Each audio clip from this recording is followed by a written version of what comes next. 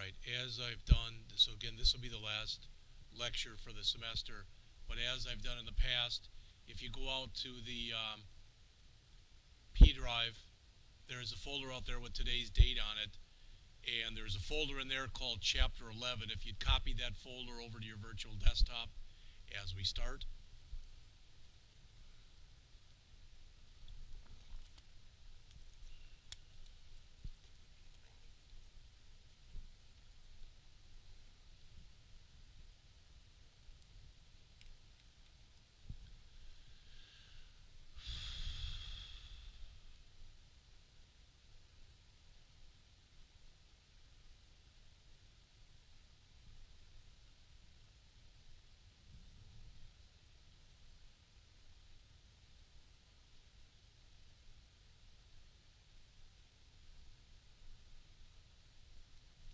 What that folder has in it, just so you know, are all of the examples that are in Chapter 11.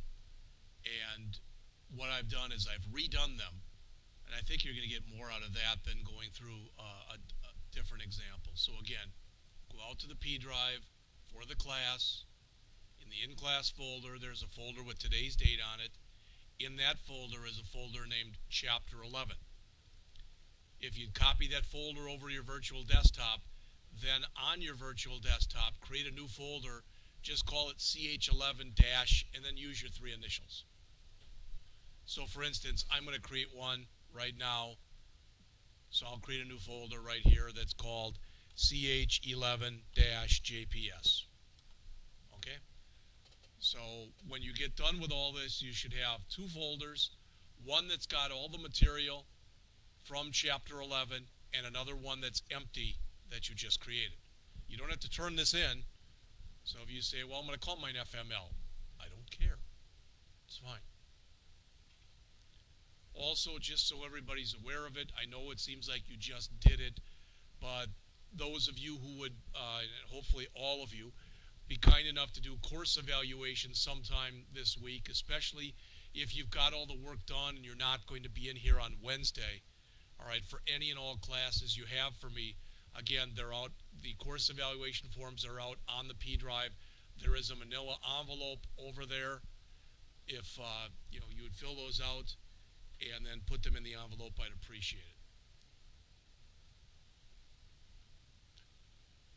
All right, am I right in assuming everybody's been able to do that? All right, so then what I want you to do next, so you've got these 2 folders here. Hold on, come on. We've got these 2 folders here. First, the folder that I asked you to copy over, which is called Chapter 11, and you can see what's in there. There are 1, 2, 3, 4, 5, 6 projects in that folder. All right, they are all the in-chapter projects from Chapter 11. All right, so that's them right here.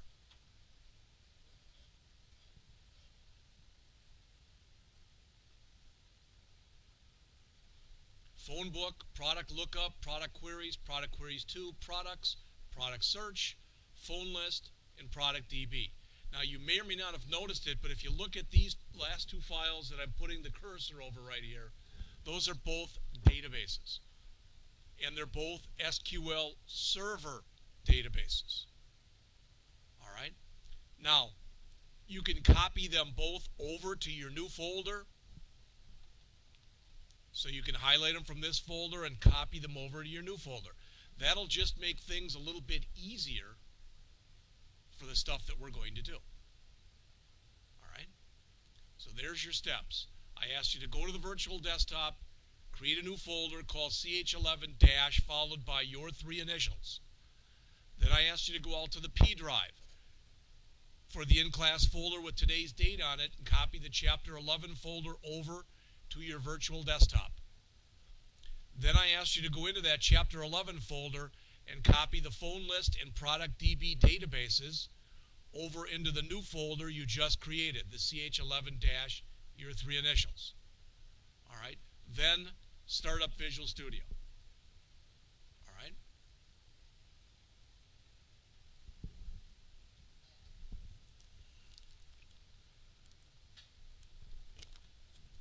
So what I'm going to do between now and 10 o'clock as much as possible is to go over some of these programs that are in here. Now, the people in this room, you all have a different degree of knowledge when it comes to databases. Some of the people who are in here are second-year students, and you've taken several classes where you've worked with databases, different databases.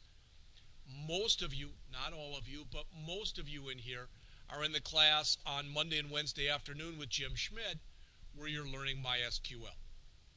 All right, MySQL is an example of a relational database management system.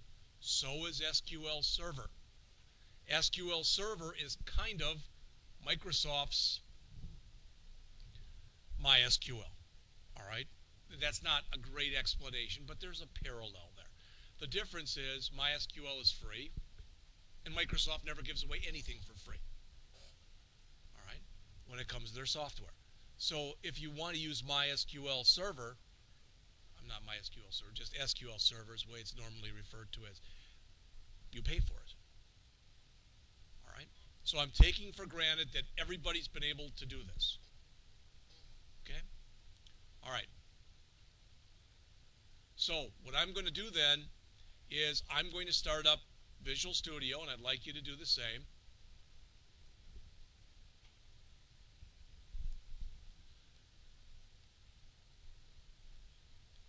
And once it comes up, you can either click New Project here, or you could do a File, New Project. You know this by now. We want a Windows Form application, and we want to save this. If you don't look up on the screen here, we want to make sure that we browse, because we want to save this on our desktop under that folder that we just created that's called CH11 followed by your 3 initials. All right, so I'm going to highlight that. So that's the folder. I'm going to select that. And you want to make sure that over here, right here under the location, yours says d:\users / your username / desktop / CH11 - your 3 initials. All right, I could have literally just type that in also, but that's not the way it's typically done. All right. So the first project that we're going to create in here, let me see what it's called.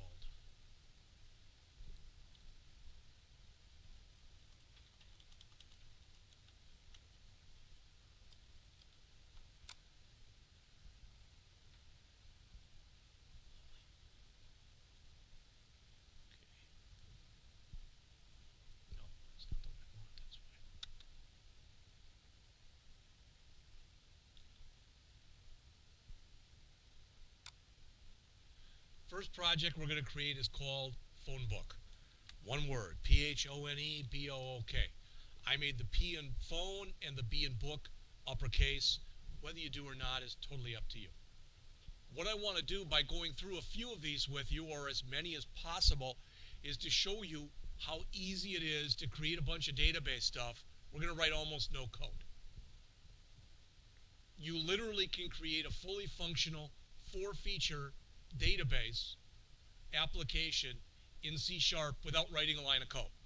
So you can set it up so it will do select statements for you, inserts, updates, and deletes, and any code you need will be written for you in the background by the system. All right, so again, much of the chapter that's in here goes in and it talks about database systems. I'm not going to do that. There's just not enough time to do that. So I'm taking for granted that everybody was able to do this. Okay? All right. So I'm going to click OK, and it's going to create the new project. All right? Now, don't worry about if you want to change the background color, go ahead, or etc. We're going to only put one control on this form. And you don't even have to worry about it, because more or less it's one of those container controls where it's going to create a bunch of stuff down here for us. We're going to do that in just a minute, okay? But we're going to do something that we have not done the entire semester. And that is, when you look here and you look at your different controls, we're not going to do this yet, but in just a minute, we're going to go under data and we're going to look at those controls. This is the only chapter in the book that talks about the database controls. So that's what we're going to do in just a minute. All right, but before we do that, we basically, all right, and the way I'm showing it to you right now, this is going to be the only example. We're going to actually create a database on here. And it's very simple. And if I go too fast, you have to stop me. All right? But what I want us to do, I got to remember which one to click now because I always forget.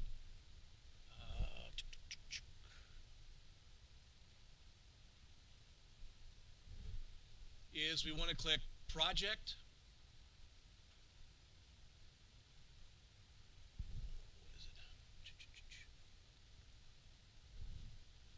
And as we've done before, we're going to click Add New Item.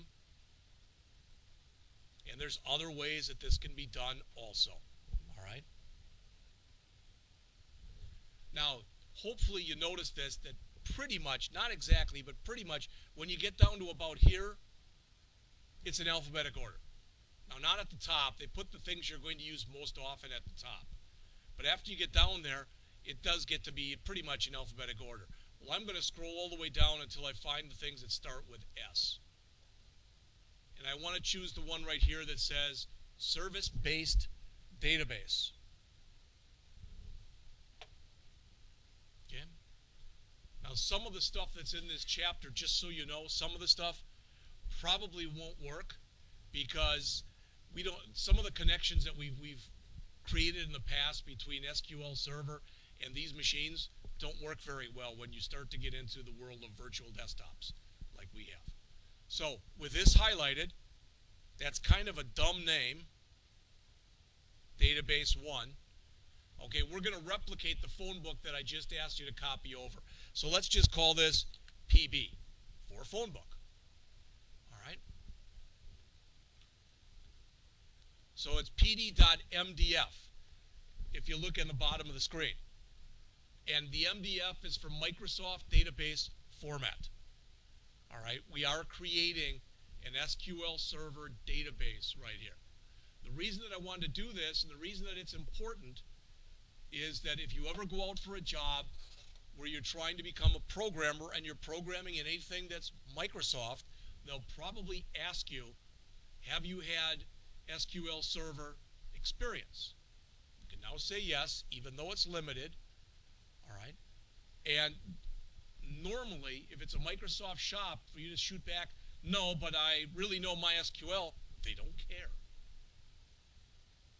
All right, so you can say, yeah, I've done a little bit of it. I've created a couple apps that have used SQL Server. All right, so changing the name to pd.mdf, I'm going to click Add.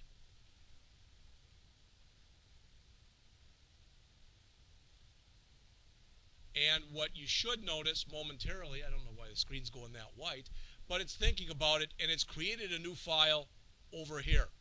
See that?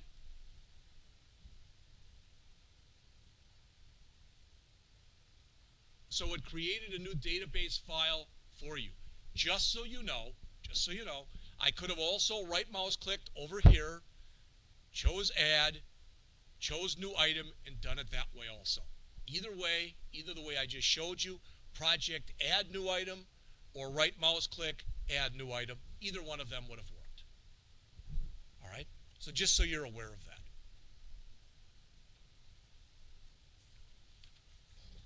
Okay, now what we want to do is we want to come over here because we've got something new that we've never looked at before. Okay, if I click View, I think it's View, we'll find out.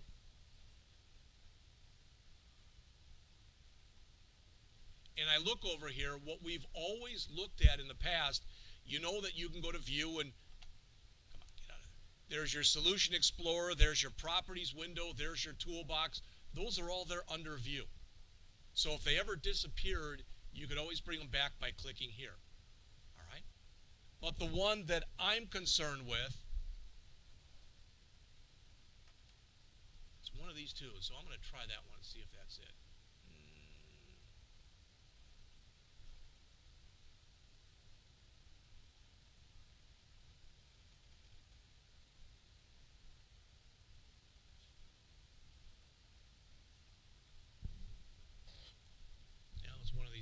I did this twice last week, and it was slick as heck, and now I'm just totally lost. So give me a second here.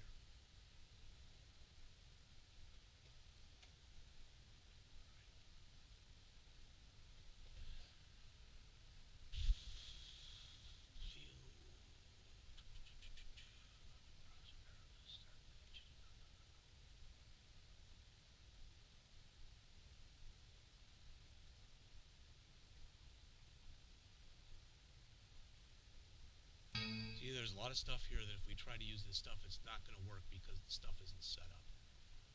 That's why I'm trying to give you the right one. So,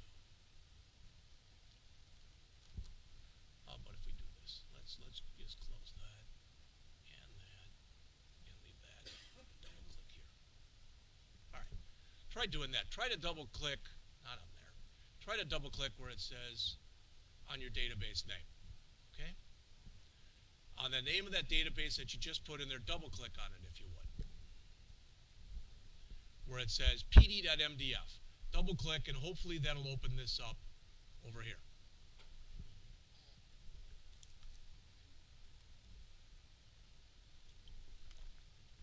So now if you're ever asked, you can say, yeah, I've had limited experience, but the guy teaching me didn't know his ass from a hole in the ground.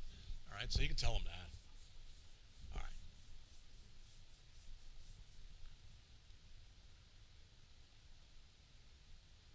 Now, if I look in here, there's nothing in here right now. I think everybody would agree with that because we just created a blank database.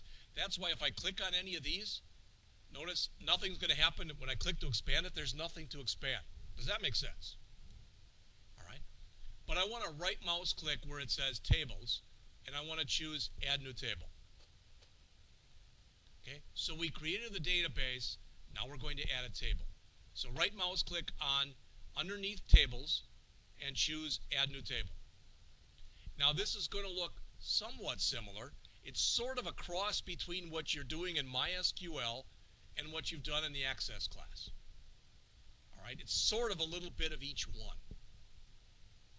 And if you go, well, I haven't been in either one of those classes, okay, then you haven't. All right. Now, a couple things as far as what's here. First of all, notice it automatically creates a field for you called ID, which is an integer. That's good. We want that. Okay? And if I do this, okay, and I highlight where it says ID, you don't have to click on it because it already should be highlighted, but you can. And if I go down here, all right, so if I look in my properties window with ID highlighted, if I go down to my properties window and it should say ID column over here, if I go all the way down and find, again, it's in alphabetic order, I find something that says identity specification. And I click the plus sign that's right there. I'm taking for granted that if no one raises their hand, that you're all keeping up with me. All right? Now, do you see right here where it says is identity? Everybody see that? That's the same thing as auto increment that you get in MySQL. So we want to set that to true. What that'll mean is the first record we put in will automatically have an ID of 1.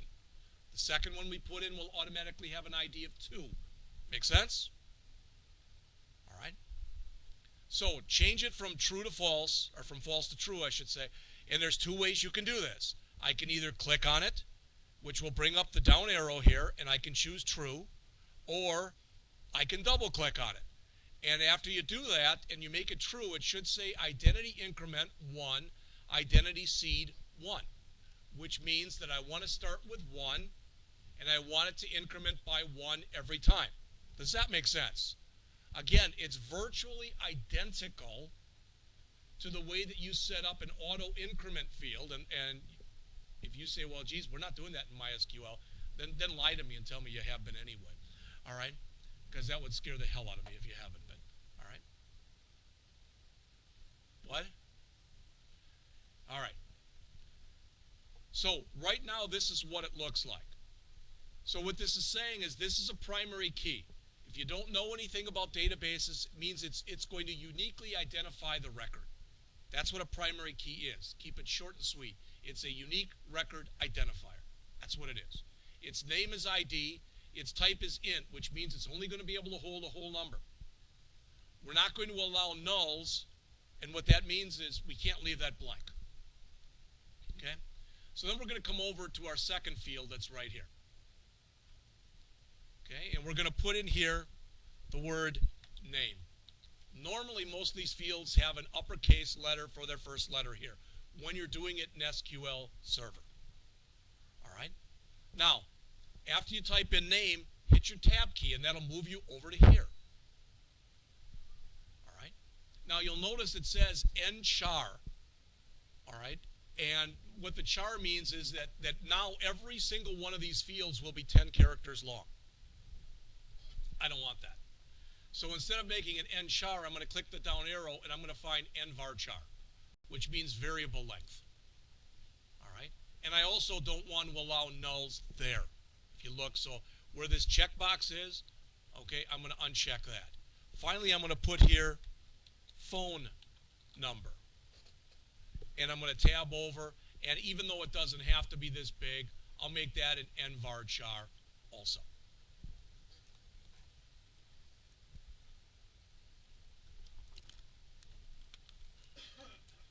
Now, if you'd all just stop for a second, regardless of where you are, and you look up on the screen here, notice what we see down here.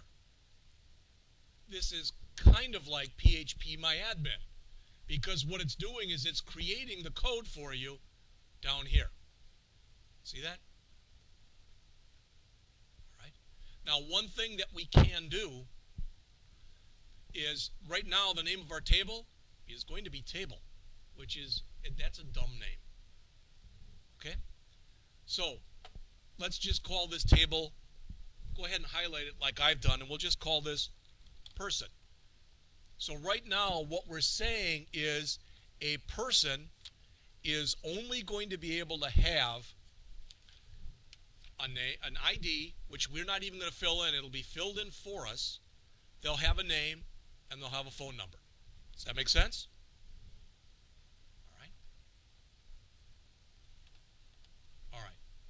So let's click our Save All button right here. Maybe not click our Save All button. Let's not do it like that.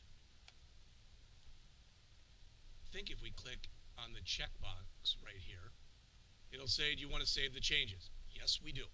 So again, click the X right here to close this, and it says, do you want to save your changes? If you click no right now, then all the work you've done is lost. I don't want to lose it because I don't want to do it again. So I'm going to click yes. All right, it still wants me to do it like that. All right, it's got name of the file dbo.table. I'm going to try it and type in person. This is working a lot different than it did when I did it the other day, but that's okay. It doesn't look good because I wanted to put it there and it didn't. But yeah, that's probably what I did. Is I probably screwed it up. So let's see if I can fix this. Yeah.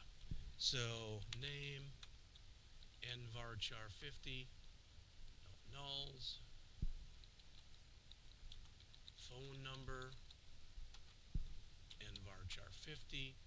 The good news is you see how easy it is to create something like this. All right. I'm just going to try to close it without changing the name like I showed you. So I'm going to click here. Do you want to save the names? Yes. But I don't want it there, so I might have to. This is not working at all the way it did at home the other day, but that's fine. All right. So I'm going to go out and see if I can find it through here. I'll go to my desktop.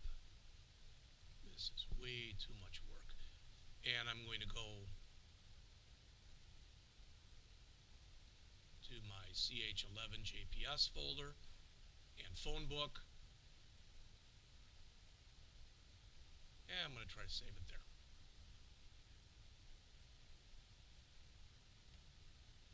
Still doesn't like it. Well, tell you what, look up on the screen if you would. Because what the problem is, when I did it at home, I literally spent about 3 hours on this, and I followed every instruction that was in the chapter. Now what I'm trying to do is give you those instructions very quickly. Probably not a real good thing to do. But let's just take a look. So this is the one that's from the thing I asked you to copy. So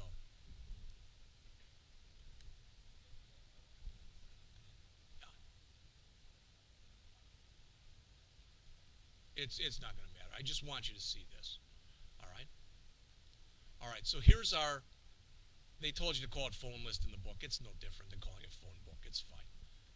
All right. But notice under tables now, that's what we wanted was person.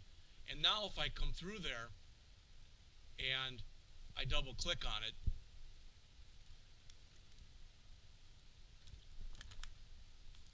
it's going to let me eventually. It's going to let me open it, and you notice what's in it. An ID, a name, and a phone number. It should look pretty familiar. Okay? All right. And then what I did was from your book, they gave you a list of people's phone numbers on the top of page 647. Let's see, show table data. They asked you to add this. I put mine at the top. Okay, but these are all the things that are in here. Those are all numbers 2 through 10 are all the names that are in your book. Now you'll notice I didn't put in the ID for any of these. All right, I let the system put it in for me. I put in the name, I put in the phone number. Now a couple things about this. If you were actually doing a database application, you would never ever make name a single field. It would always be probably at least 2 fields for first name and last name, possibly 3 fields for first name, middle initial, last name, or middle name, depending on how you set it up. Okay? I'm doing it the way they showed it in the book. So if I wanted to come through here and I wanted to add a new record, down at the bottom here, notice if I click right here, it says no. But as soon as I move over and start typing in something, all right, I get that error because it's saying that there's nothing in there and that you said it couldn't be null. So I come in and I put in 608.111.2222. And as soon as I move off, notice it put 11 in there. All right? So I do it one more.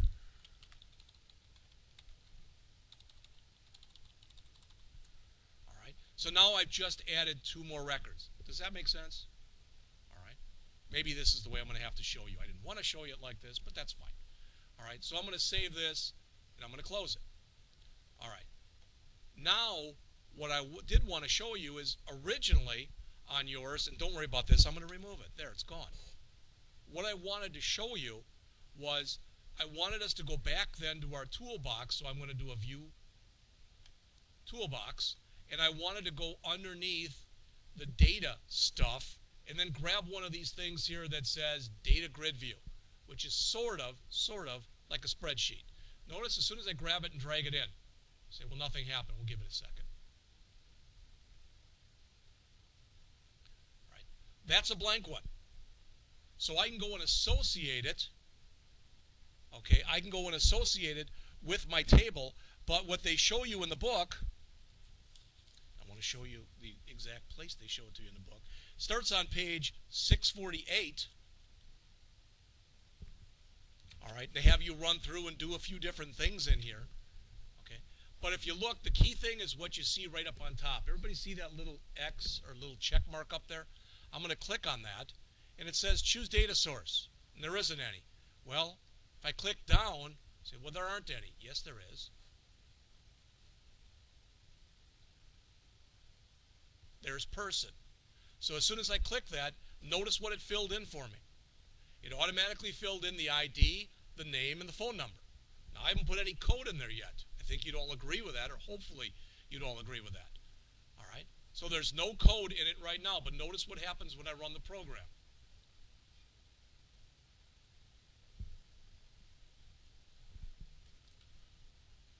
There's my users, including John and Ben that I just added. All right? And the code to make this happen was written for me in the background. All right? So even though I butchered it, that's the first example that they show in the book. Okay? And you saw at least, and hopefully you agree with this, it wasn't hard. There wasn't really much that we had to do. As long as you follow the steps in the order that they tell you to follow them in. Now, if you go, well, that doesn't look very good, remember, this is just a control right here So I could make it wider, narrower. I could put in up here, I could put in more labels if I wanted to. I could put buttons in here. I could do whatever it is I want to do. But the point is, when you go in and you look at the code,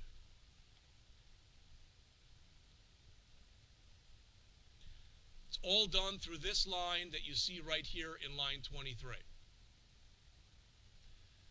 This, which means the current, what I'm currently working with, okay, person table adapter, I'll explain that to you in just a minute.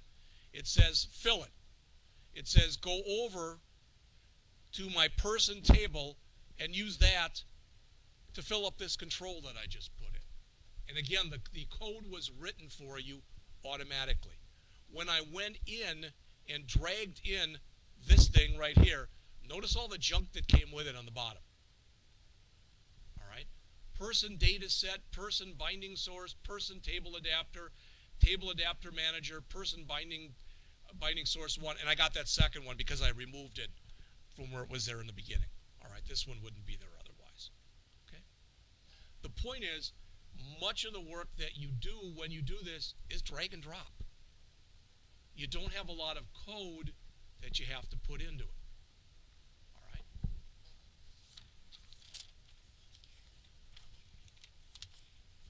Now the only thing that's kind of bad about this is that when I run this, technically right now, that field right there, all right, the way that this is set up is I can make changes, and they're permanent changes. Now it's going to blow up if I do that because, no, in fact, it won't blow up. It won't. And once I move off, they're permanently changed. So if I close this and I run it again, okay, I'm a liar. They go into a big song and dance in your book. Remember where I told you that when you go to your project and you go to your bin and you go to your debug, okay? See that? That's a copy of the database. That's the real permanent database that's in there. All right? So if I want to change it, that's the one I've got to change. The thing is, the reason that it didn't take those changes is the one that it's changing is that one right there. Okay, and you go, well, I don't get it. I would tell you, read the chapter, and you will. It's really and truly not difficult. All right. But you'll notice there's more stuff that's associated with this. What kind of stuff? Well, I want to stop the run here and show you exactly what I mean. So I'm going to bring up another one here. All right, so even though I didn't show you very well, that was the first one. Okay, now, good, bad, or indifferent, there's no problem with that one. But that one, there wasn't a lot to it, and that was kind of dumb. All right, the example itself was kind of dumb because all we did was echo back some stuff that we already have. And there's nothing wrong with that, but I want to show you these 3 product tables because this is more something that what you'd probably use. All right, so these examples are the ones that start in your book on page 656.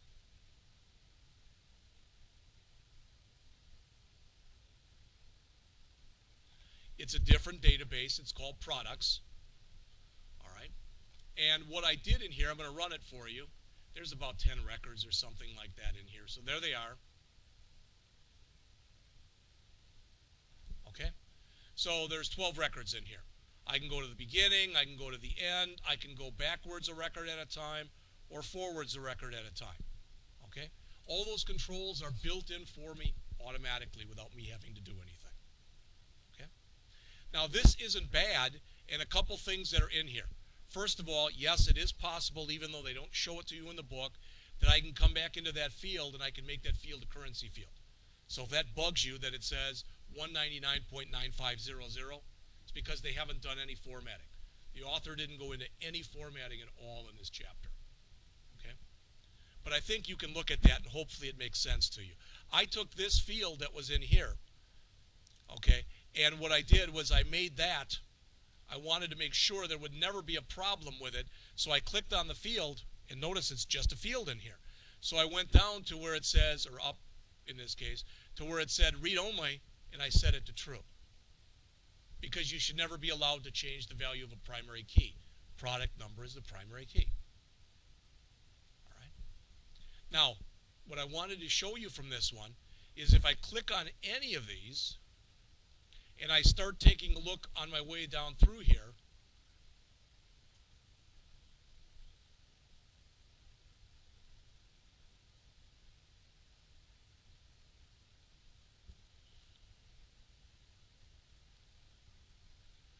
is there's the thing here called data bindings.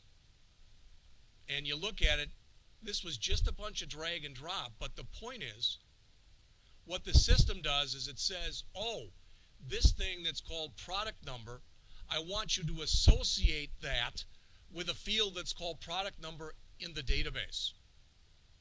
So in other words, this stuff is automatically filling. I don't have to enter anything. And think about that. With all of the apps, every application that we've done this semester, the thing that's been kind of bad about it is you always have to add the data. That's kind of a pain. But by using a database, all right, what you have is you've got stuff that's already been created for you. And you say, well, we did that with a population one. Yes, we did. But that wasn't a database. That was a file. You were not able to go in there into the database like here when you run the app and change that data. You can here. All right. So that just shows you. Now the next two that are in here are just offshoots of this one. So that's products. All right. This one is the first one that they actually put in here, this product lookup, and this starts in the book.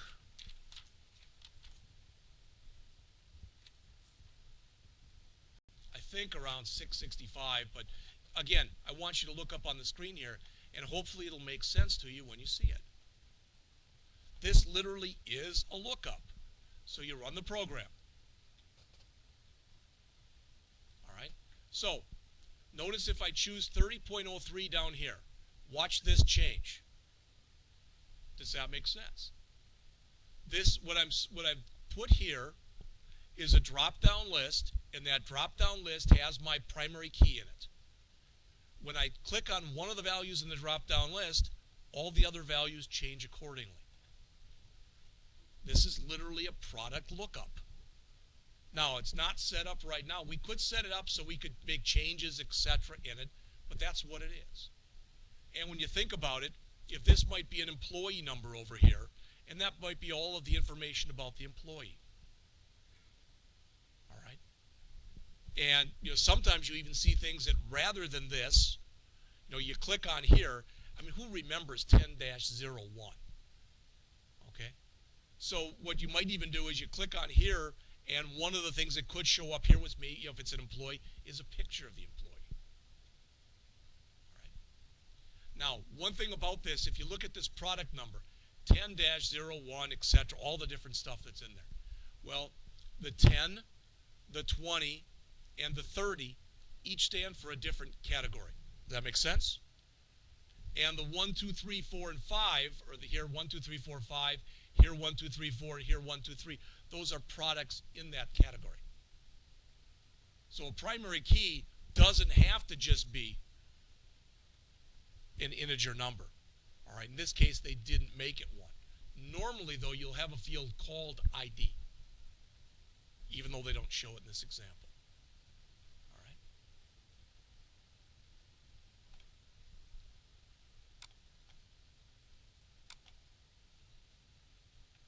So here's one that's called product search. Again, looks pretty similar to what we saw before, at least up to here. If I click this button, show all items, it'll show me everything that I was looking for. If I put a value in here and click search, it'll either show me that value or nothing if I'm searching for something that doesn't exist. You go, I don't understand. Then let's run it. So by default, it comes up and it shows me all the items.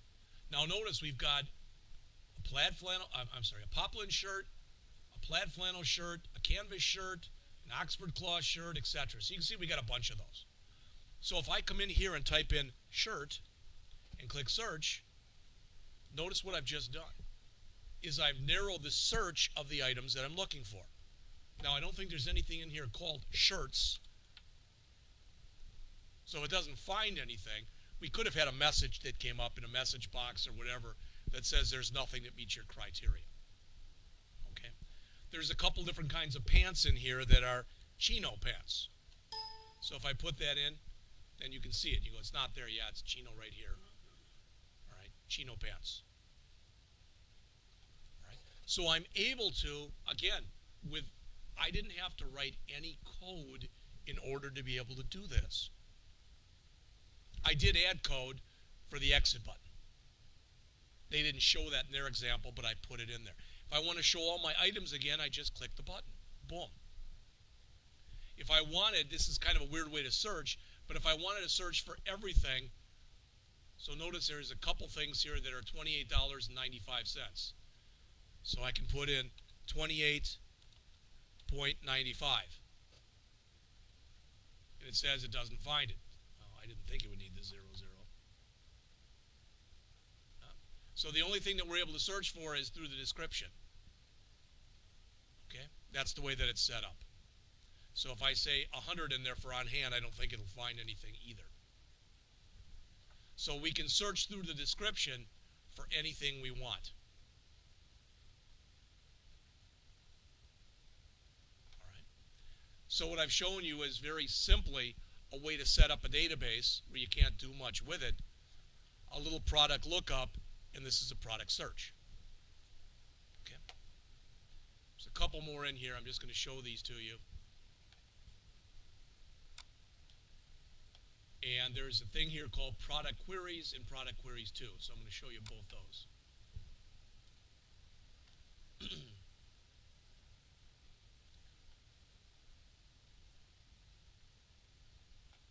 Now, if I double click on this, I am able to show it to you now because it's been saved correctly. All right, so if I right mouse click on here and I show table data, this is everything that's in that product table. You could go back in and change it any way you wanted to change it.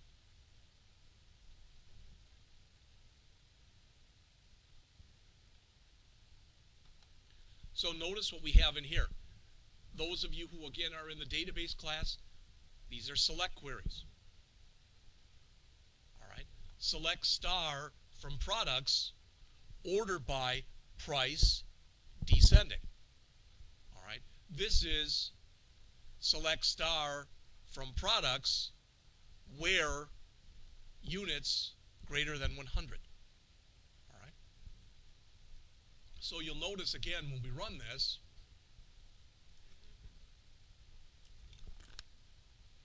by default we get everything and it's sorted by product number right now. This is in no kind of order when you look at it. All right. But if I sort it by price, and I don't remember if it was I guess it's ascending, not descending. But notice it is in order right now. All right. And if I click, so notice there's 250, 100, 100, 150, etc.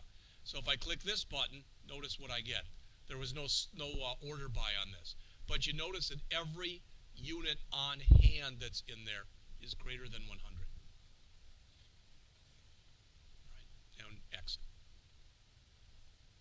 So if we look at this, again, you had to walk through here and you had to set that up, but notice all it's doing is it's just adding a few more of these, one of these for each table, or for each sort that we're doing, and one to show everything.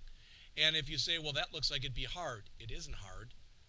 You'll notice if you look down here that once you start working with this, all right, you get two files. You get our database file and you get this file that's got here product dataset.xsd.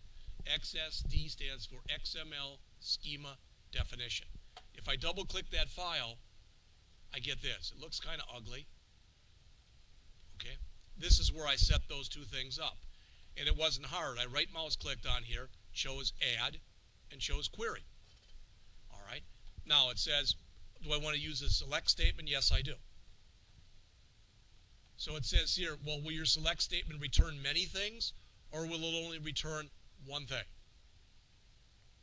All right. So if I say, for example, only returns a single value, and I click next again,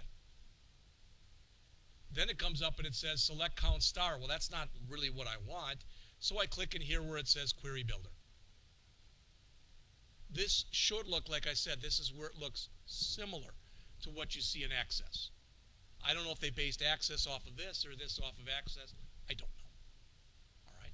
But if I came down here to price, okay, so I say select count. No, I don't want count. So I say I want to select the price. But I don't want to just select price. I want to select the biggest price. So I could put in there select max price. All right, and I don't need the group by or any of the rest of that stuff in there anymore. Okay, so I'm saying give me the biggest price. And I'm going to click OK. In fact, notice when I execute the query, it's gone back and rewritten it for me right now. Okay, and I click OK. And it's done it for me. It says, what would you like to call this? And I want to call this max price query. It says it's done it. It's all done. I can click finish. All right. Then all I have to do basically is come in here and set up a new button. So let's go back to here.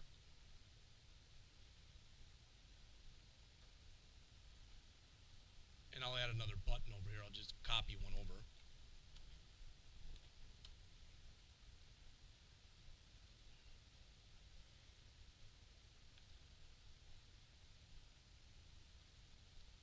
And of course, being a good little programmer, I would want to change that to button max price. All right, I'd want to come down here and under the text, I'd want to change that also to max price. Okay. All right. Now I got to remember how we did this. Let's see. I'm going to cheat, not show you it the way you should do it, but I know this way will work. All right.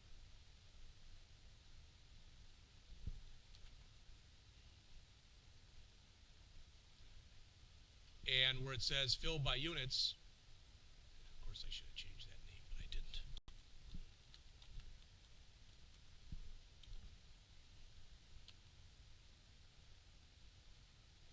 Well, I don't know if it's going to be just fill or not. We're going to find out. I skipped a step, so I didn't name this. So this is going to be interesting because I don't know what it's called. But the point is, all I'd have to do, as I went through that, I skipped a step. You were supposed to name that. I didn't. All right. But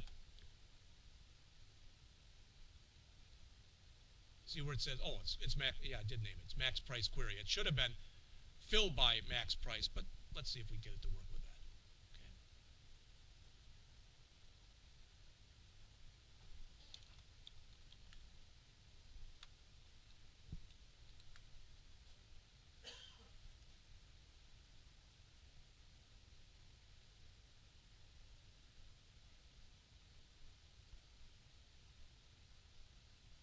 This is the same every time.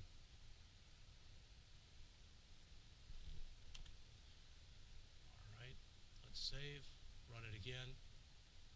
Of course, there'd be errors. No overloaded method takes one argument.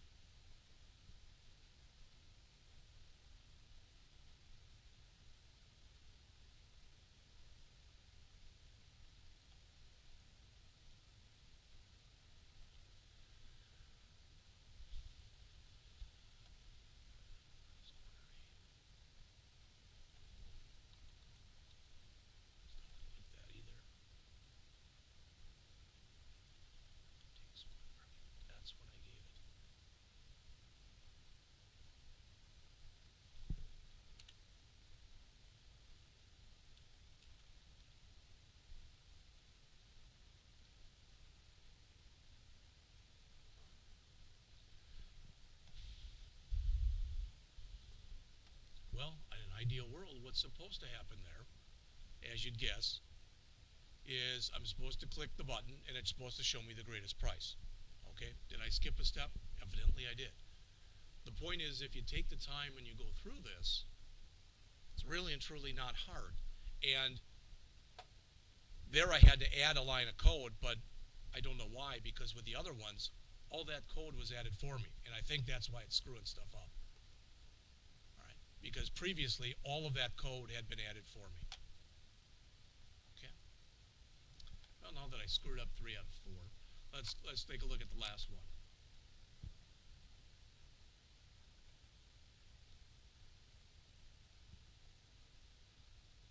All right, so what do we have here?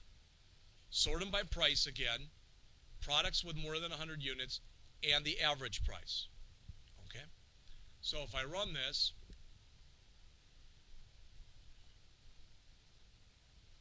sort them by price, there they are, in ascending order based on the price. Products with more than 100 units, there they are. The average price. Well, you notice how that comes up.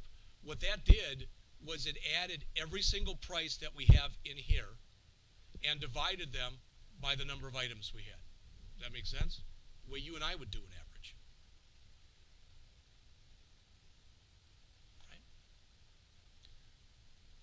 All right, so give me 3 or 4 more minutes and we'll be finished.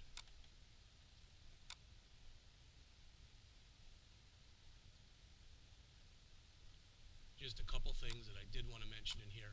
Not a big PowerPoint guy, but I did want to say this because otherwise you've heard all this and it hasn't even been shown to you. I think they have a couple pictures in these PowerPoints that are good.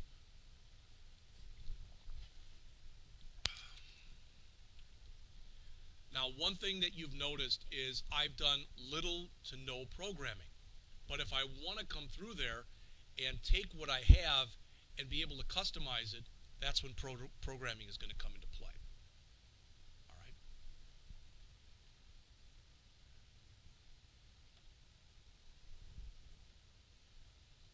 So first they go through what a Dbms is. I'm not going to do that. All right. That's fine. The key thing is this is for you to look at is right here.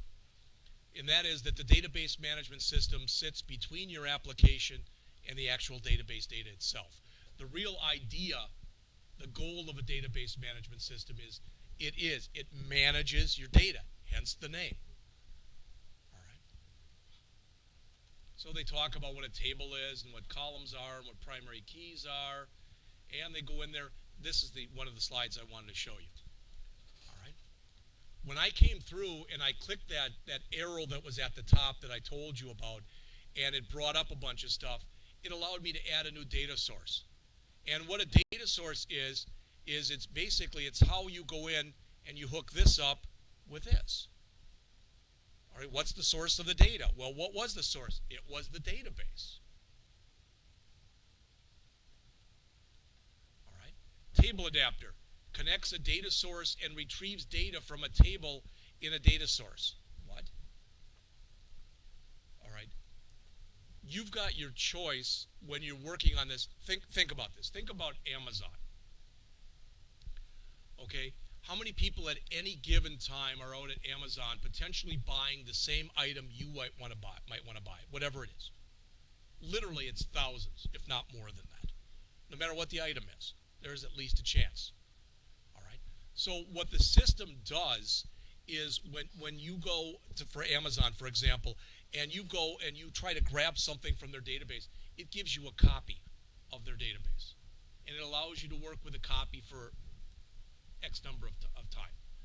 And then, so if you buy something, then it decrements what it has from its inventory by 1, if you buy 1 of them, and then it writes it back. Does that make sense?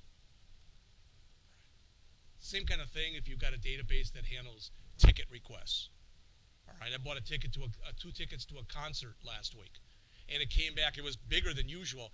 Usually when I do that, it tells me that I've got 90 seconds to make my decision.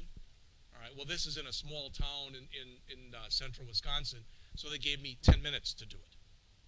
All right, which was kind of nice because I got to go and look all over their seating chart database to find the seats that I wanted. I shouldn't say that. I got to look all over the database for the seats they had left. All right. All right, then there's a data set, and that's what it says. It's a copy of your data that it keeps in memory. And then you've got this binding source. So all this stuff is working together. Notice downwards and upwards. But it's got to work together so that it gives you a copy of the database, and then you can make a change and write it back, and it writes the changes to the real database. Okay? All right. So they walk through this much better than I just did. This was the first example, the phone book thing, that they had you come in here and do. That was the phone list. All right. And they mentioned that the code that was in here, this was all code that was added automatically for you. Okay. All right. Then the next thing that they did, and I showed you a little bit of this, is they literally just dragged that details view in. That's what this is called. It's a details view. It looks somewhat on your screen like a blank spreadsheet when you take a look at it. And it has kind of cool stuff that's associated with it. All right? And what do I mean that it's got kind of cool stuff that's associated with it?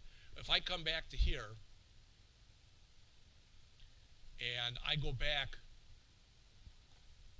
to one of these examples, let's try a product lookup. Okay.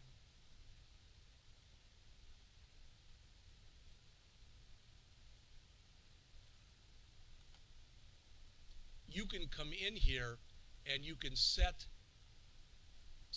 this up so that either it'll allow you to do anything you want, and it's just by coming up into here and clicking a couple of buttons. I guess this was a bad example to show you. I should show you one of the earlier ones. Show you the phone book one. All right. And remember, I showed you this before. This is the one that we tried starting before when this whole mess started. But when you click up here and you click on this thing, notice enable adding, enable editing, enable deleting. Notice what happens when I remove all of them. I've just made that read only. That makes sense? Doesn't show anything right now, but now I can delete. Now I can edit. Now I can add new ones. That's why I get this. And I can even, if I want to, allow you to reorder the columns. Even if I do that and run the program and I reorder the columns, that doesn't change them in the database. It just changes them in my application. Also, when I do this, there's probably at least a chance when I do all this stuff, I can come through here and edit these columns, and I can decide, for example, hey, that person ID right there, I don't really want that there, so I can remove it. And I'd probably want to do that because why should anybody know the numbers that are associated with those people? And notice if I run this, I won't get an error now. But notice how it changed. Now, it did not remove the IDs. All it did is in the app that I wrote, it didn't show the IDs. Okay? If I had made name two different names, so if I had a first name and last name, I could have come through here if I wanted to. Then I could have come in here and I could have chose add column, and I could have added the two columns together. So if I wanted to combine first name and last name, or maybe I wanted a last name, then a comma, then a space, then the first name, I could do that. All right. And they mention, again, how you can do all that stuff right here.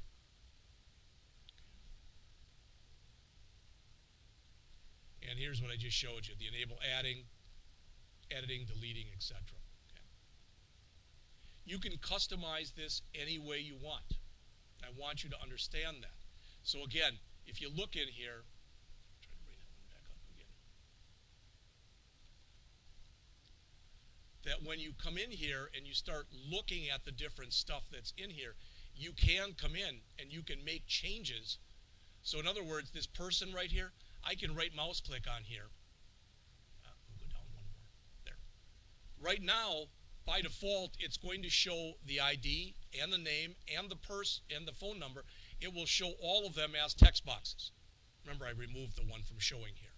All right. But if I right mouse click on here, I can go in. Yeah, it's a little bit of work, but I can change it so that instead of showing as, for example, text boxes, I can show them as labels.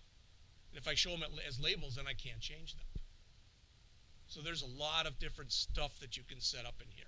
And really and truly, I made it sound hard. It isn't hard. All right. All right. They explain that in there. Then they go over some SQL. Again, most of you who are in here, all right, have already gone through this stuff. In fact, that's pretty much the rest of the chapter.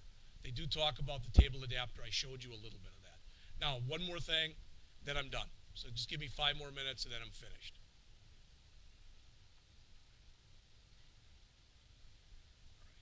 All right. And I wanted to show you this just so you know what's going on. Again, I mentioned this to you earlier, but I'm saying it again if you didn't hear it. If you're interested, if you go out onto the P drive and you go under CIS, there is a folder there, and that folder is called JPS Fall Books. And underneath that is a folder that's called Fall 2015. And there are my books for both semester 1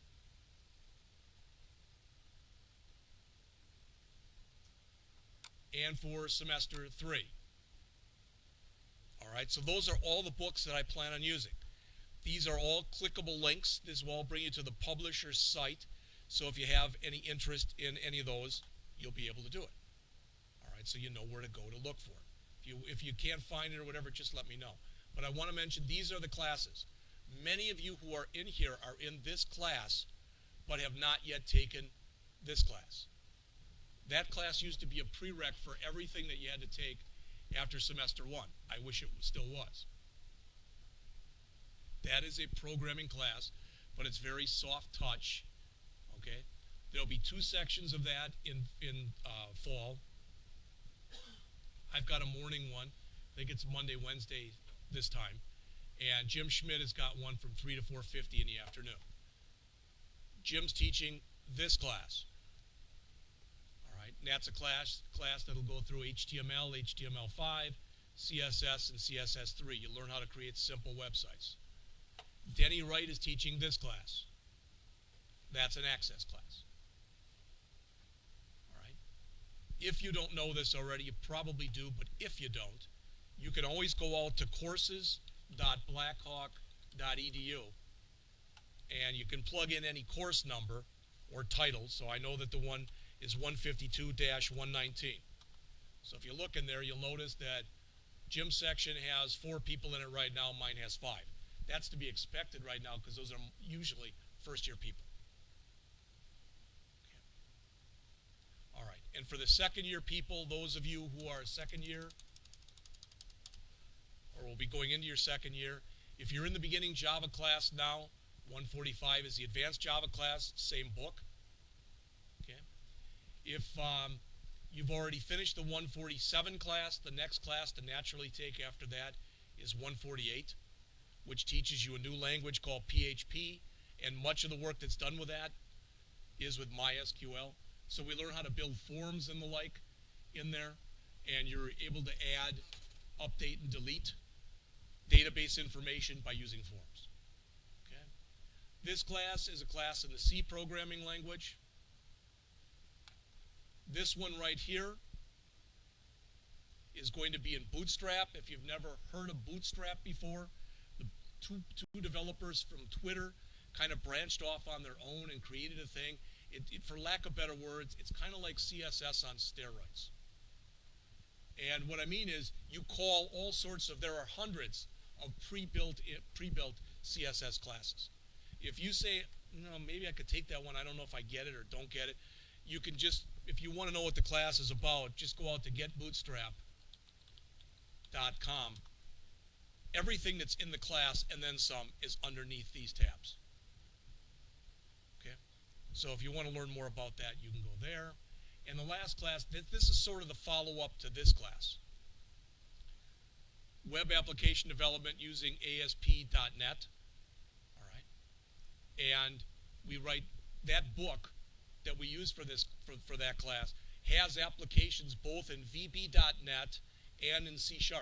I'm not going to do any of the work with the VB.NET stuff. It's all going to be C#.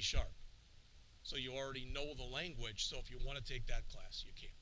All right. Most of these classes, I believe, I think other than the 158, I could be wrong, but I think other than that one, I think these 3 and this one are all Tuesday, Thursday. And I think that one's a Monday, Wednesday.